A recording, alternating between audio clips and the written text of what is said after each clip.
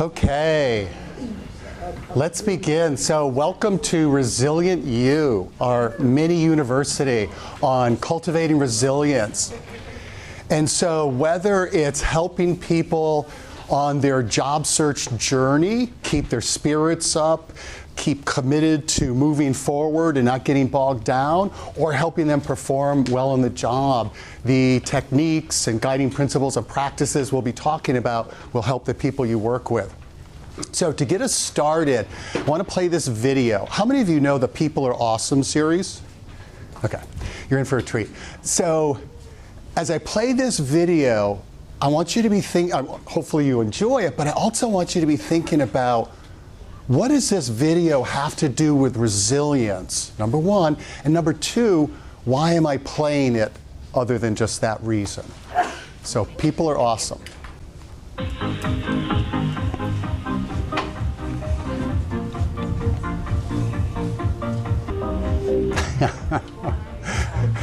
In one of the comments section, or one of the comments in the comment section, YouTube, somebody said, instead of people are awesome, it should be people are insane. I think that last one. So in groups of threes or fours, whatever works for you, how does this relate to resilience? And then over and above that, why do we start off with this video?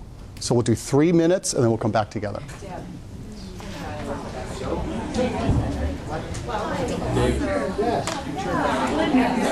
Whoops. So what does this have to do with resilience? What'd you come up with? Yes, Lee. Well, there's nobody that did that for the first time, second time, or 100th time and did it successfully. So they have to have been able to withstand a lot of failures before they were able to be successful. So fantastic. So what Carolyn Dweck calls the growth mindset, how many of you are aware of her research? You got it. So as they fail in the beginning, it's not like I'm a big loser, I can never do. It's like, no, that's just part of the learning process. So as you think about coaching people, help them realize they'll probably bomb their first interview. You don't want to program that in, but they won't be superstars. Okay, great. What else? Oh, somebody over here? How does this relate to resilience? In that composure. Absolutely, and that's one of the big takeaways, and we'll go to in a moment about the importance of resilience, because when you're resilient, you can perform at your best in high-pressure situations. And even though we have a certain we come into the world with a certain level of resilience. In fact, you can even breed strains of rats and mice that have innate resilience levels. Whatever your beginning point in resilience is, you can increase it. What else did you notice about? Yes. So also kind of related to they didn't start off this way, and some of the things that they do, like the guy skiing off the mountain and all that, crazy stuff, what for most of us would be terrifying, for them is exciting.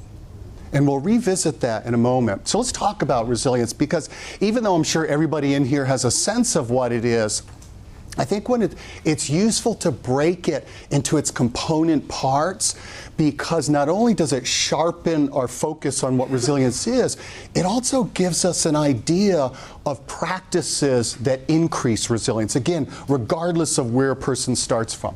So typically when people think about resilience, they think about the ability to bounce back from adversity. That's kind of the common way of thinking of it, whether it's a major life event or, let's say, this poor person, they're not getting the call back for the second step of the job interview. It's also the ability to not sweat the small stuff. If you work with people like that. And one of the things that's really fascinating to me is the neurobiology and the psychophysiology or psychobiology of resilience, and how you can breed strains of mice and rats that are resilient or not resilient, whether it's lab mice or lab rats or human beings. Some sweat the small stuff and overreact to any little potential stressor, and others are like, that's not a big deal, there's no physiological response. And resilient individuals are able to marshal their resources when it is big stuff. So they're able to perform under pressure in difficult situations, and not just open heart surgery, but work that's called emotional labor. So you think about this, the lady here on the right, her ability to provide compassionate, caring care at the end of the day, as much as she is in the beginning of the day, or Friday afternoon as she is able to Monday morning, is hugely dependent on her resilience level. It's also our ability to be Gumby-like, to respond flexibly to change. Oh, I'm sorry. I shouldn't say always. Oftentimes I forget to say, if you want the slides, you can have the slides. Okay? So we'll do that later. But I encourage you to jot down notes. I love heavy-duty learners. Ideas that come up for you, and again, you can have the slides. So it's not just being flexible, it's being nimble. Quick story. Years ago, I was interviewed by some radio station on stress in the workplace. And I had been warned and I was pretty new in the field, by seasoned people in the field, that oftentimes interviewers, they'll act like you're their BFF before you go on the air, and then once you're on the air, they go for the jugular. And sure enough, so before it's like very solicitous, like, wow, this is really fascinating stuff you're doing, all that. As soon as we get on the air, his opening question was, he frames it this way, he says, so Mr. Lee, you're an expert on stress in the workplace, and everybody's talking about stress in America, but aren't we really just a nation of babies and whiners? Well, let the games begin. And what I said to him was not what I was thinking. No, what I said to him was, yes, like not maybe, but our ancestors had unbelievably challenging lives, but what it took to handle those was that sort of stoic, able to grind it out day in and day out. And it's kind of like being a river barge or a tugboat, like untippable in rough seas. Whereas in today's world, we need to be durable but also nimble, like a whitewater kayak. So I love to use surfing as an analogy. Any fellow surfers here? All right, way to go. Yeah. So I love surfing because it's a great metaphor for resilience. And so for this guy here, he finds this size wave exciting, whereas for me, that would be both terrifying and an end-of-life experience. So here I am living the dream that is surfing in May. Best waves are in the winter. Let me go back to him. And so you don't get to that level of being able to handle the big waves without cultivating mental toughness, physical conditioning, skill development, etc. And it's the same thing with us in all aspects of life. So whether it's handling setbacks in a job search, whether it's getting the courage to have a really difficult conversation, whatever it is, it's that combination of sort of like the mental game and the skill set, and also developing the physiology that supports resilience. So actually we'll go. Oh, okay. Watch what he does. He's got 2 surfboards.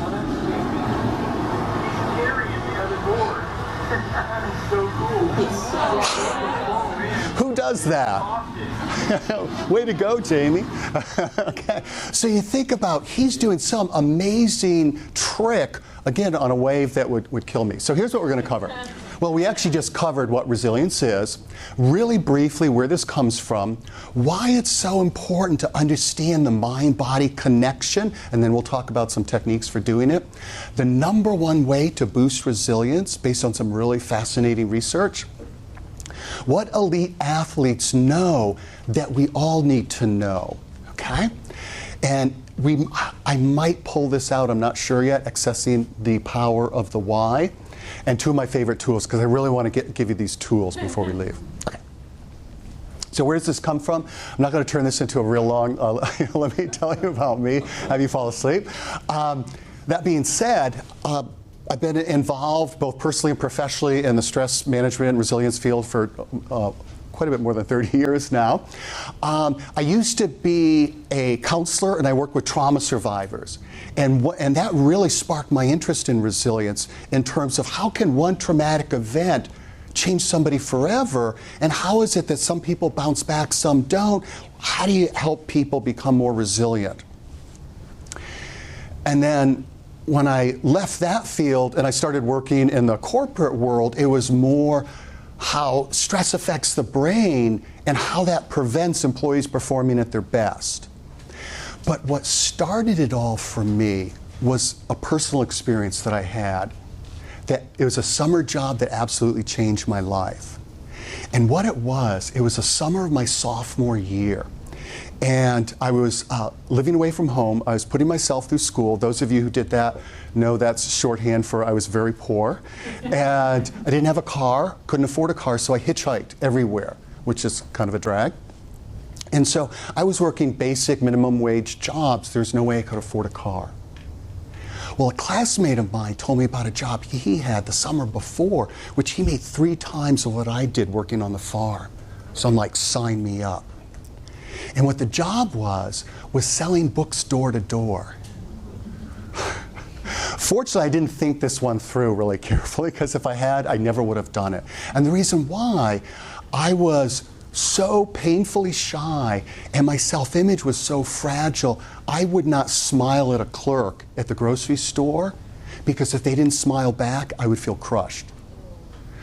Yeah, trust me, having somebody not smile at you when you sell books door to door, least of your worries. And so I grew up in Connecticut, went to UConn. A bunch of us from UConn drove down to Nashville, Tennessee, where how many of you ever had kids from the Southwestern Company? Like they sell education books. Yeah, okay. That's right. I didn't realize that. Okay, yeah. So I was one of those poor saps. So we go down to, and they've been doing it for like over 100 years. Yeah, it's like a really long-standing company. So we go down to Nashville, Tennessee. We learn our little sales stuff, and then we hop in a Ford Maverick. How many remember the? Oh, yeah. You had one? Stellar set of wheels. Hop in the Ford Maverick. Drive up to Fort Wayne, Indiana. Anybody live in Fort Wayne, Indiana? All the hot spots. Huh? Yeah, all right, thank you. I usually say fun capital of the world. I didn't at the last conference, thankfully, because the guy goes like, oh, I grew up there. I'm like, okay, good. Trust me, it's not the fun capital of the world. So we arrive there. So again, low self-image, scared of people. We arrive there. We have no place to stay. Yeah, and we promise the company that we will start selling our books bright and early Monday morning. It's Saturday morning. So the company had given us 2 names to reach out to. People said, you know, if your kids come selling, like, call us. So I call up one, and it's a minister. Say, like, you mentioned that you'd be willing to, like, maybe put up, you know, students, and he says, like, oh, I don't have a place, but you could talk to, I think it was his son-in-law. And we're like, sweet. So we call up the son-in-law, and he sounds a little like, okay, you can come over. So we're wondering, why not the welcome mat? Well, we get there, and it turns out it's a halfway house. And we were so desperate, we're like, sign us up. So imagine, even though I was living alone, I'd lived a pretty sheltered life, and suddenly I'm living in a halfway house selling books door to door, Fort Wayne, Indiana. And I was so terrified. I grew up in a a rural, like working class kind of area, you know, very small houses and everything. And the first housing development was like big fancy houses. Never saw like houses like that before. I could still remember like knocking at the door. This is back when people were still at home during the day. And I knock on the door, and I swear it's like, a lady comes, and I was so frightened, I totally forgot my sales talk, and I just went like this. Just showed her the book. And that started my illustrious summer job. And I actually, not only did I make enough to buy a car, Datsun 510, any of these? Yeah, there we go, Datsun 510. But it absolutely changed my life. Absolutely. And even though I was still a shy kid, and at the time I wanted to be a wildlife biologist, it actually planted the seed of wanting to do something that helped people. But it also taught me resilience before I knew the term, and that there's sort of like 2 ways of not being fearful in life. There's the hide from anything that's challenging approach, which was my go-to back then. Or there's like the stepping outside your comfort zone, day in and day out, and learning the mental tools that help support you stepping outside your comfort zone, day in and day out. So by the end of the summer, things that in the past would have like put me in the corner in the fetal position, now it's like, bring it on. And interestingly enough, after only a few years back in college, a few months back in college, I started to backslide. I became less and less resilient because I wasn't practicing the tools that I'd used that summer. So school is never out with any of this. Okay. Let's talk about the mind-body connection. So I'm sure you've all had this experience. So this is me, but not me, representing me. So I remember like slogging through the airport. I think it was Cincinnati Airport. And you know that feeling, especially at the end of a trip, and you're worn out, and you're breathing airplane air and and I'm just dragging along, and I'm thinking of my big to-do list and all that I've got to do. And when you're tired and maybe you don't feel well, it's just everything that you're facing seems big and overwhelming. And then suddenly off to the right,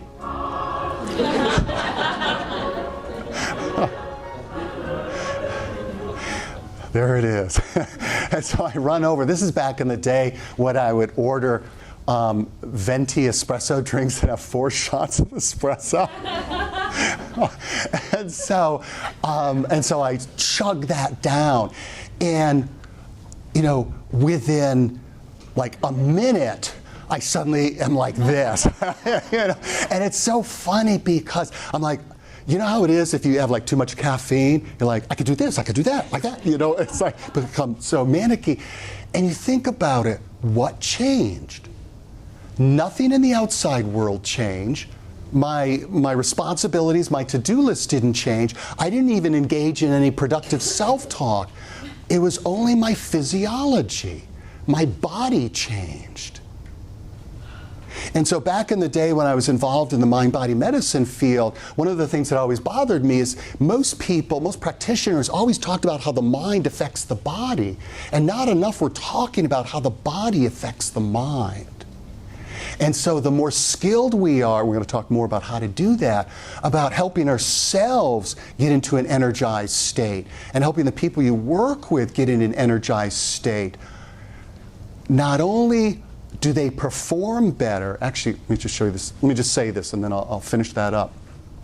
Our nervous system needs to be in a specific physiological state, promote bold ideas, creativity, and positive social behavior. Dr. Stephen Porges, we'll revisit him later, has fascinating research on the #1 way to build resilience.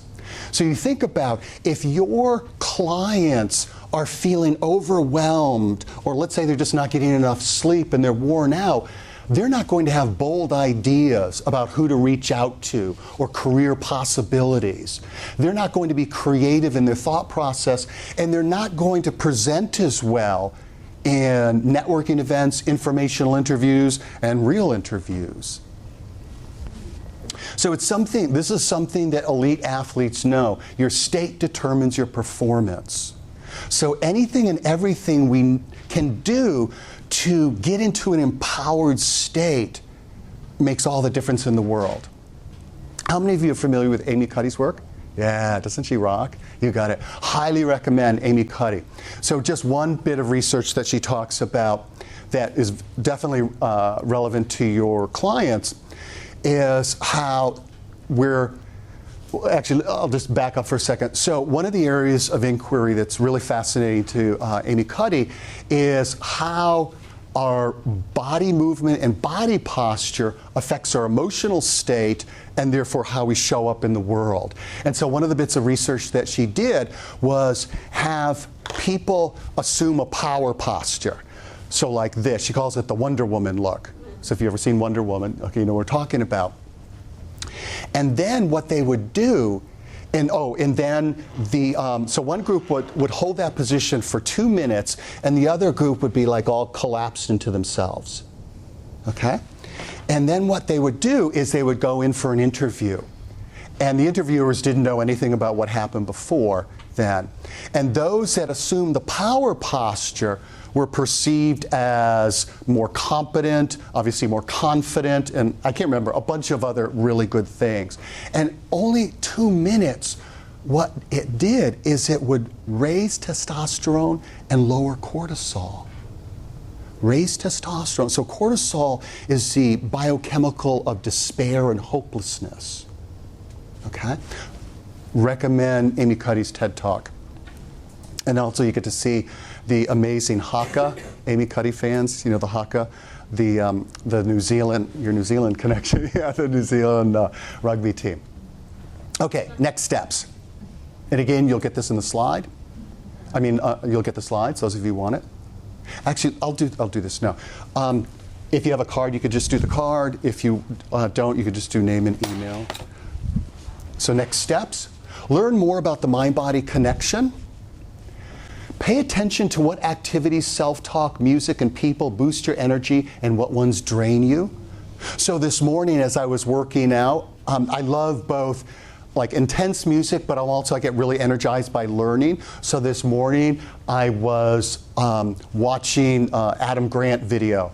I love Adam Grant, he's awesome. And as I was watching that and working out, I found myself thinking about things to share with you. Okay? Help your clients do the same. And help your clients shift into a more empowered state when you're working with them. And if this was a longer version, we would actually do this as an exercise. But here's what I recommend that you do, is first off, share with them a story that is what I call if I could do that, I can do this story. So my story about selling books is a reference experience in my life where I'm sort of scared to do something like, hello, if I could sell books door to door as a scared kid, I can do this. So here's the process to get them in a more empowered state, okay?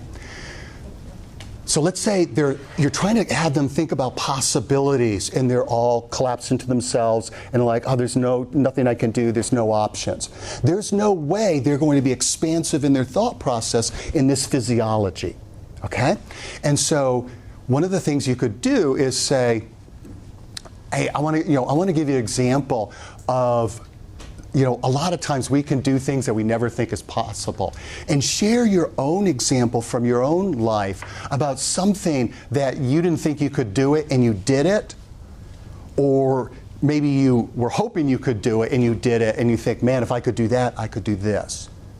Okay? So you share that first. And what that does is it primes their subconscious mind to start thinking about their own version of that in their own life, and then ask them, so that's an example of my life. When's a situation in your own life where you didn't think you could do something and you did?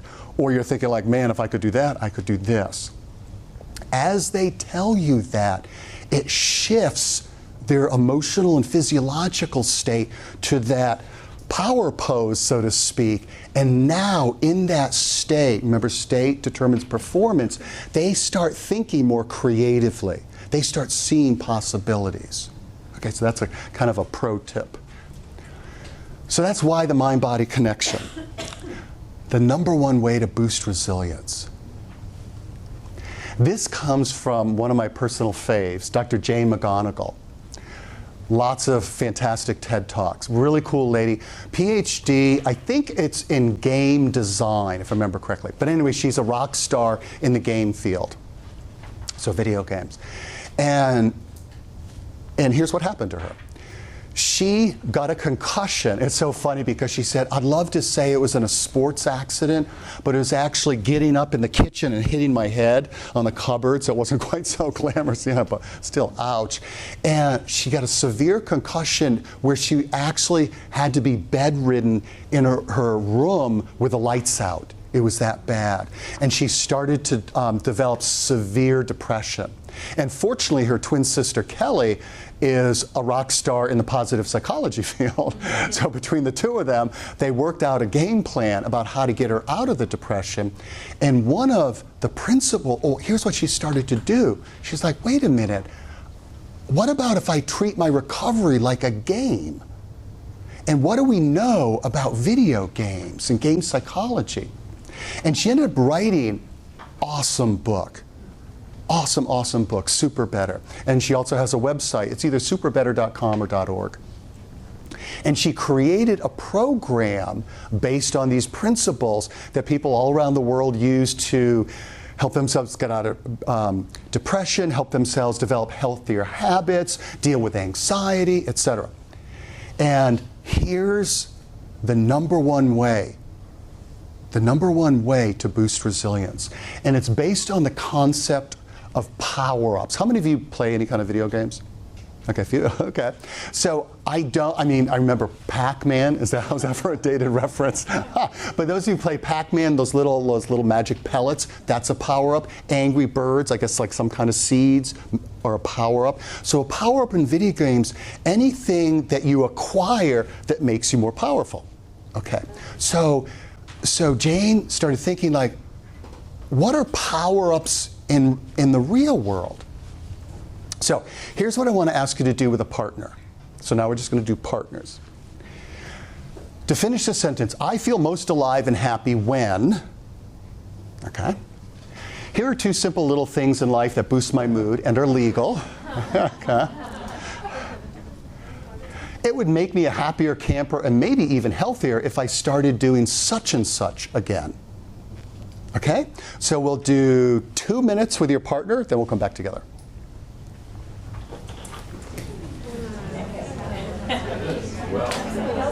So, what you just did is identified some of your power-ups. You identified some of your power-ups. So power-ups are any kinds of activities that boost your mood. And that in and of itself makes them valuable, but it's way more important, intense, and powerful than that. So real-world power-ups are the key to keeping our mood positive and being stress-resistant, aka resilient. So let me tell you a little bit about the science behind it. So remember Stephen Porges? Okay, here he comes back again. The reason why power-ups are so powerful is they strengthen what's called vagal tone. So the vagus nerve, okay? Vagus nerve is sort of like ground zero of the mind-body connection. So how thoughts and beliefs affect the body and how the body translates into thoughts and beliefs and the way we see the world. It's more than just that, though. So look at this, the neurobiology of grace under pressure. 8 habits that stimulate your vagus nerve and keep you calm, cool, and collected. And actually what I'll do for those of you who want the slides, I'll put together a resource page that has links to this and some of my other favorites. So practices so vagal tone basically is how strong your vagus nerve is. It's kind of a simplistic way of saying it. It's how effective your vagus nerve is. And it was really interesting to me because, again, I was involved in the trauma field for many years and in resilience for many years. And I had never, up until recently, I had never been aware of the research on the vagus nerve and how what Stephen Porges' research shows is that he said, let's see if I can capture this well. He said, how badly a traumatic effect, or just like dealing with a difficult person, or like an unpleasant day, how badly it affects a person's emotional and physical well-being is not as much predicted by their coping resources after the fact. It's sort of like how impervious they are, how unshakable they are before the fact. And that's vagal tone. That's vagal tone. Oh, and one way to stimulate, so power-ups strengthen your vagal tone. Also cold showers, okay, strengthen vagal tone. And there's like a gazillion other, and actually I've got a link to another article that has like 20 habits that boost your vagal tone. So strong vagal tone makes you less reactive, So think about your clients where, let's say somebody asks them a question in an interview and they go blank. And so they don't melt in a puddle of humiliation. If they have strong vagal tone, it's like, okay, didn't do that one well, let's motor on. So less reactive. Also, less affected by difficult people and difficult circumstances. So actually, what happens when you have low vagal tone? Anybody recognize this guy? Hint, Breaking Bad? Tuco, okay? So this is actually a YouTube commercial. Wait till you see, talk about a raw nerve. Take care now, see you later. Well, hey, come back here.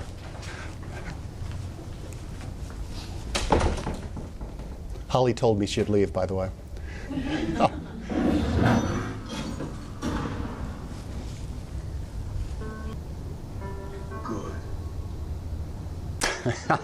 Know somebody like that?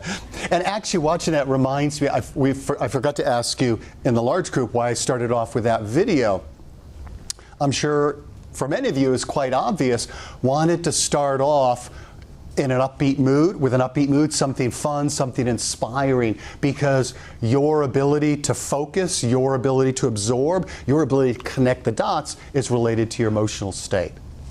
And so again, anything, because of the mind-body connection, anything and everything you can do in your own life to optimize your emotional state, your physiological state, helps you perform better, and any way you can do that with your clients helps them perform better. Okay. So how to strengthen your vagal tone and build resilience. Here's something that's really fascinating about the research. What they found was what strengthens the vagal tone are microbursts of positive emotions. So just like fun little interaction, a funny little video, a neat song, song that inspires you. It's not orchestrating or waiting for some big uplifting occasion. So it's not like, oh, if I could only go on a fancy vacation, then I will be, resilient. It's those little magic moments throughout the day, the little microbursts. And also what was really interesting to me was what they found is it's also not trying to reduce your negative emotions. So they found that people with high vagal tone didn't have any fewer negative emotions throughout the day. They just had a whole lot more positive. So the takeaway is becoming more mindful of power-ups and helping your clients become more mindful of power-ups. So here's a power-up for me. So this is my little blind rescue dog, Minnie, so hanging out with Minnie. And she's actually a great example of resilience. So even though she's blind, she's a little stray wandering around Sanford, Maine. Even though she's blind, she's like always happy, doesn't slow her down. So hanging out with whether two-legged critters or four-legged critters. So those of you who like animals, here's one of my buddies, Chippy. You can probably guess why he got his name. So what are your power-ups? And actually research shows, actually I'll just play it while we're doing it. Actually research shows that one of the best ones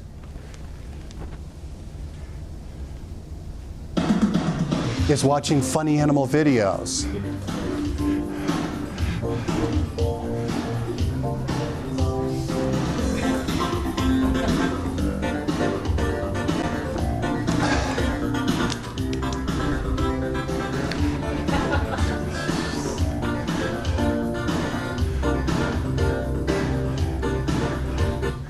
So nothing says happy better than an otter eating cereal. So you should probably spend hours a day at work watching animal videos. You can just tell your boss that you're being more resilient. Okay, so number one way to boost resilience. So next steps, identify power-ups that work for you, help your clients understand the importance of power-ups, and help them do the same. So what elite athletes know? And this was, I remember years ago when I first came upon this, and actually I want to give credit where credit is due. I first read about it in a book by Dr. James Lair and blanking on his Schwartz's. I'm blanking. Whatever Dr. Schwartz's. Sorry, whatever your first name. I met him and I can't remember his last name. Anyway, we'll stick with Dr. Jim Lair. And when they started working with executives and they described them as corporate athletes, one of the things that they found was executives who were burnt out, executives who had no mojo left, they never did any recovery. They were just 24/7 pedal to the metal. And because they had worked with athletes, they knew that what athletes do, take care now. Oh, no, that's no worries. You got to do what you got to do. Yeah. They knew what athletes know is the importance of the challenge recovery cycle. The importance of the challenge recovery. Those of you, how many of you lift weights? Okay. And you don't lift the same weights every day, right? Let's say you do curls every day. What happens if you did that? Nothing. Well, actually worse than nothing. Your muscles would get damaged. You'd injure yourself. You'd actually would get weaker. In fact, I remember when I first started really getting into fitness, a fitness guru, and it might have been, oh, it's not him. He'll come up later. Might have been not this guy. He said something like, it's better to undertrain by 20% than overtrain by 5%. And so excessive training, more is not always better. So this is the guy I was thinking about. Recovery is king, exercise is queen. And so I believe one of the big reasons why so many people have low energy, why so many people aren't resilient, is they're not doing enough recovery. And so one of the most useful things you can do for yourself and teach your clients is both micro recovery and macro recovery. So let me give you mini recovery or micro recovery moments. So research shows that if somebody's doing a particular task and they start to get fatigued, if they switch to another task, their energy rises. And I bet some of you have noticed that with yourself, like I can't do another whatever it is, and you just know something else and you're jazzed up again. So being mindful of energy level and switching tasks. Watching a funny or inspiring video. Take a brief defocus break every 60 to 90 minutes. There's a book called Open Focus Mind, and it's by, I think it's a neurologist, where you couldn't stay away? No, thanks for coming. So, open focus mind, and one of the things he talks about, and you think about how true this is, in today's world, we are hyper-focused all the time. You know, we've got the furrowed brow, and we're like looking at the Excel spreadsheets and all that we have to do. And when the brain is always hyper-focused in that sort of tunnel vision, mind-body connection, what kind of emotional state is associated with tunnel vision? Stressed out state, fight or flight. And so even if we're not necessarily stressed out, if we're always like focused, it's telling the brain we're stressed out. And so that's why he's got this whole protocol about learning to meditate as opposed to a hyper-focused way that oftentimes meditation is, to meditate with a more expanded focus. And he's got all kinds of cool clinical examples of how that helps people. No matter what, I thought you had a question. No. I'm like a hyper-vigilant auctioneer. Sold to the lady in the... Okay. So a brief defocus break every 60 to 90 minutes. Okay? Take a brief walk after sitting down for X minutes, depending on your need for activity. If you work at home, do some push-ups, do some squats, whatever. Have a brief fun conversation. Do something to break it up. That's micro recovery. And those are just a few. Think of other things that help you, other things that work for you that break your pace. At home recovery that works for you. Okay. So other than this, what works for you? And what are those recovery activities that maybe like back to the exercise you used to do and you're not doing. Also, what's interesting about recovery, and I can't remember who talks about this. It might be that, if I could say his name, Mahai Csikszentmihalyi. You know, okay, you will call that close, who wrote Flow. And he talks about how so many people, and we've all done this, after a hard day at work, they just go home and like channel surf or like wander the mall, like, you know, The Walking Dead or something. And how that kind of zoning out or vegging out actually doesn't restore the nervous system. It's more things that are enriching to you.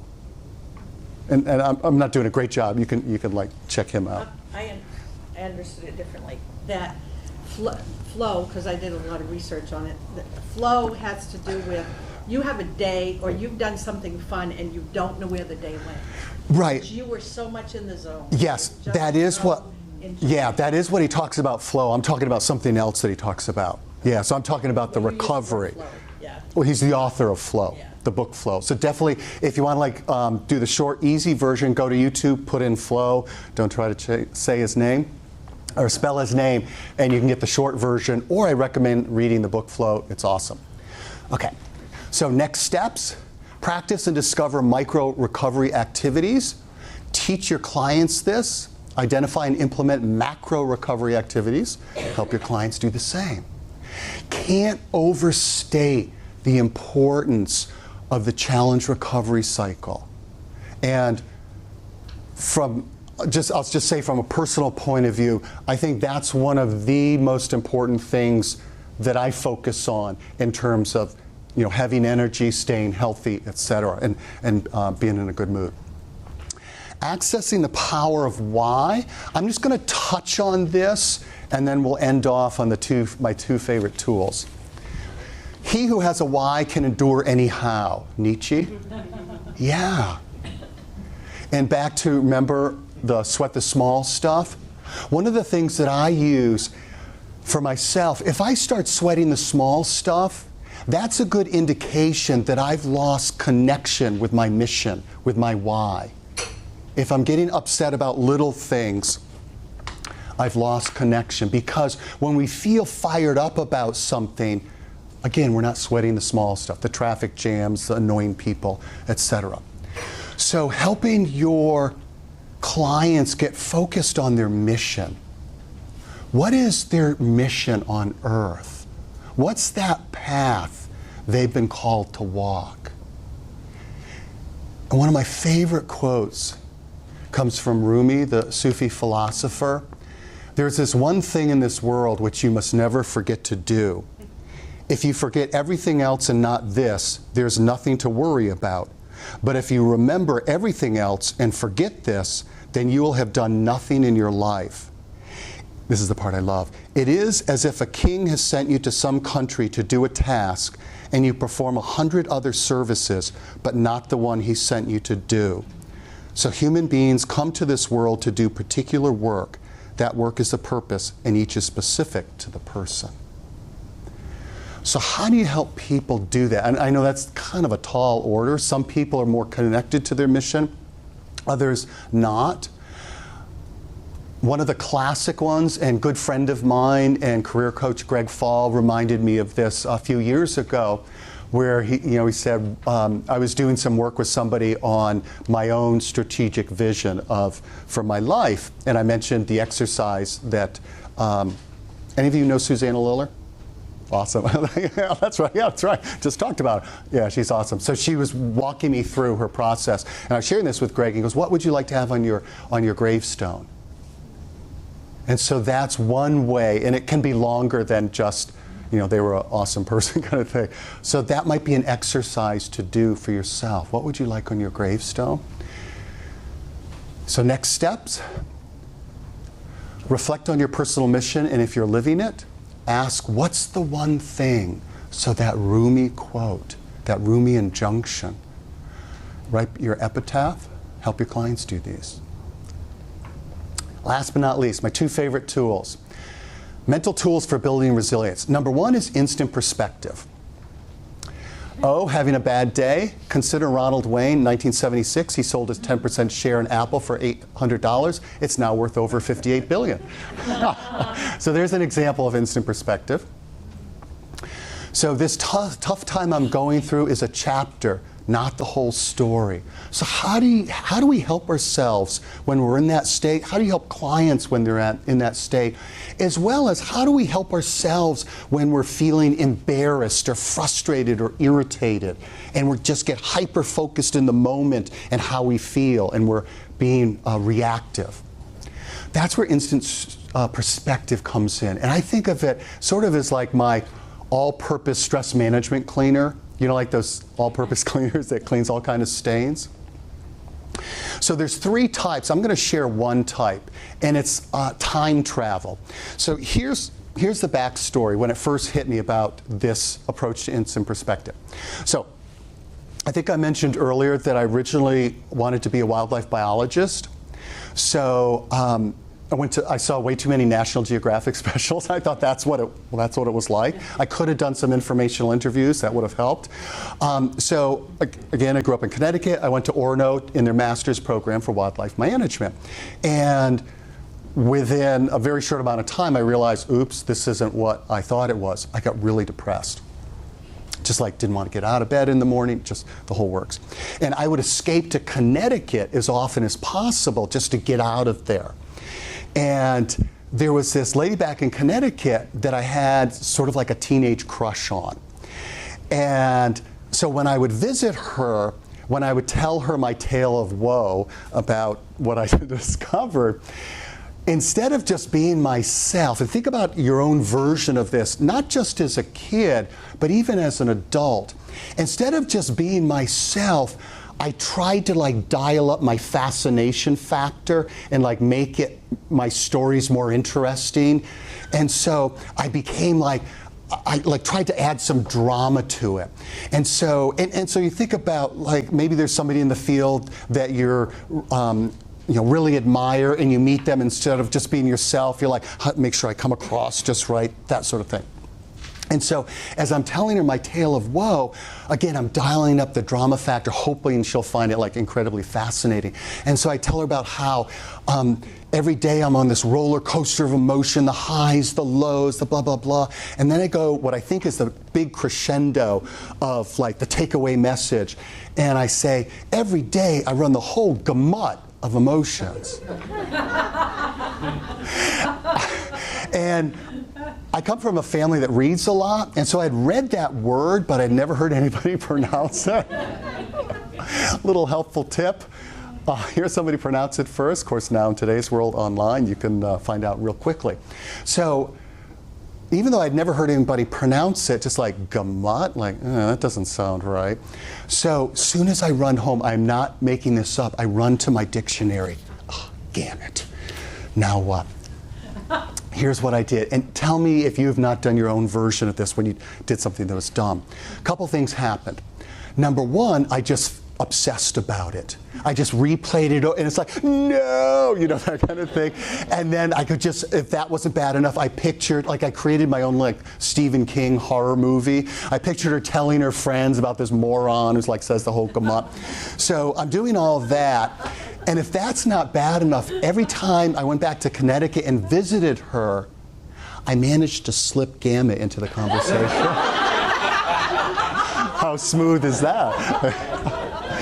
And then after several times, like, I can't just keep doing this. So I said to her, like, I feel like an idiot, but, it's still, I'm bringing this up, but I still am embarrassed about that time I said I ran the whole gamut of emotions. And of course, what'd she say? Exactly. So a couple things hit me. Number one, I was not the center of her universe, which was a crushing blow to my ego.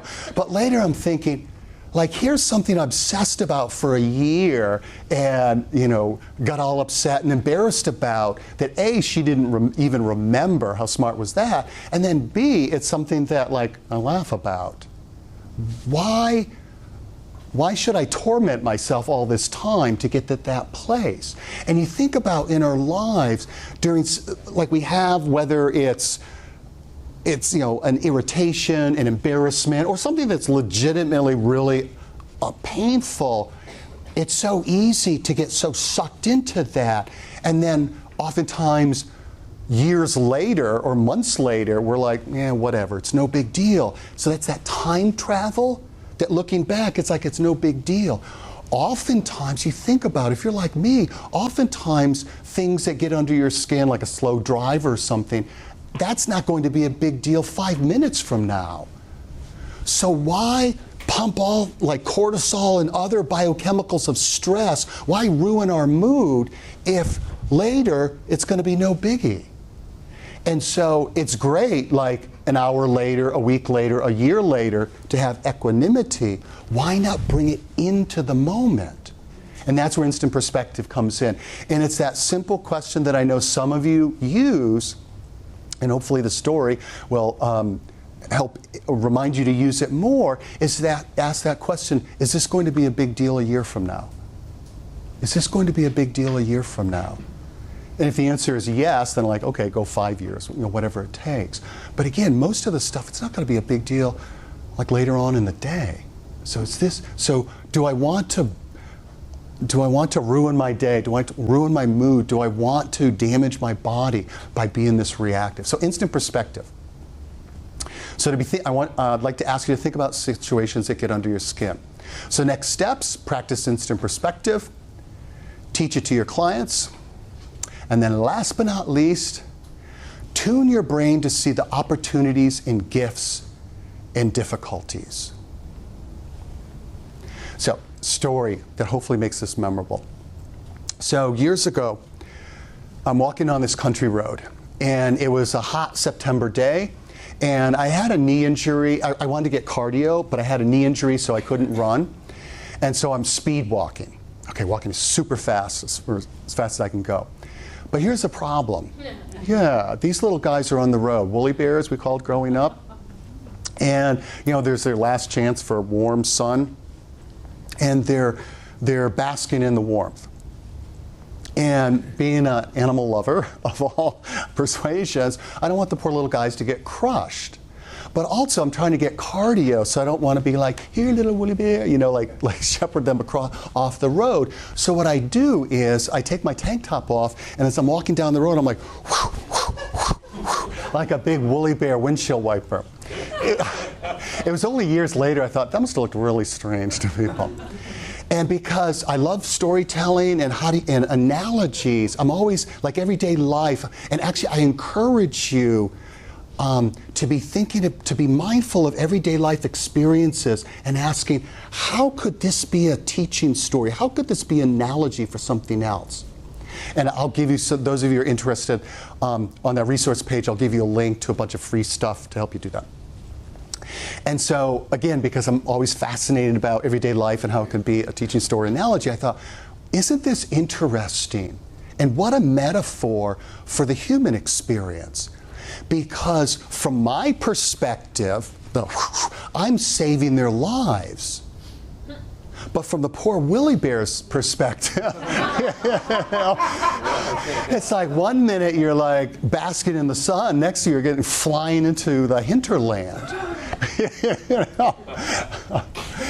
And how often are we like woolly bears? We lose a job, we lose a relationship, we don't get the job we want, whatever it is, and we feel like life is picking on us. And we're caught up in the drama. But if we can step back and look at it from a bigger perspective and ask, what's the gift here? What's the hidden opportunity? I'm sure some of you know, and I think now this is actually like an urban myth, at least different sites on the internet that say that, is, at least back in the day, I used to hear that the Chinese character for crisis is actually the characters of danger and opportunity combined. Let's pretend it's true, because it's cool. Okay? And when we or our clients are in the midst of crisis, it's so easy. That's the way the brain works, to focus on the danger and not the opportunity. So that's why I say tune the brain into not just, it's natural for us to tune into this is a disaster station. It doesn't take any practice for that.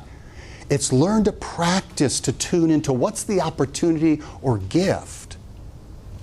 Now, one more point, just to hopefully make that hit home. How many of you know about Napoleon Hill's research at the turn of the last century? Okay. Napoleon Hill wrote a book called Think and Grow Rich, and there's also a way bigger book that it excerpted from. It's like this big, called The Laws of Success. And he interviewed people like Henry Ford, Alexander Graham Bell, Thomas Edison, etc. And he wanted to find what are the common principles that accomplished people guide their lives by. And he said, and he described this as, he said something, I won't try it because I'm going to butcher it. The takeaway message, though, was that what they recognize that most people don't is game-changing opportunity, this part I can remember, comes in the sly disguise of adversity. Game-changing opportunity comes disguised as adversity. And he believed that was so powerful, he actually required people to read the whole book and guess it. And somebody that I know who's like a super student of that, I've read it several times, but he saved me the effort of going back and said that. So teaching this skill, and this isn't just a feel-good skill, although it works to feel good. It really is a smart opportunity-generating skill for ourselves and clients. And back to the mind-body connection, one of the best ways to tune into the opportunity station and the gift station is do power-ups, do things that shift your emotional state, and especially vigorous movement and music that really amps you up. So, we covered everything. Oh, we covered everything. How cool is that? So now you're official diploma carriers of Resilient You. There you go. So we've got 6 minutes. Questions about anything that we covered?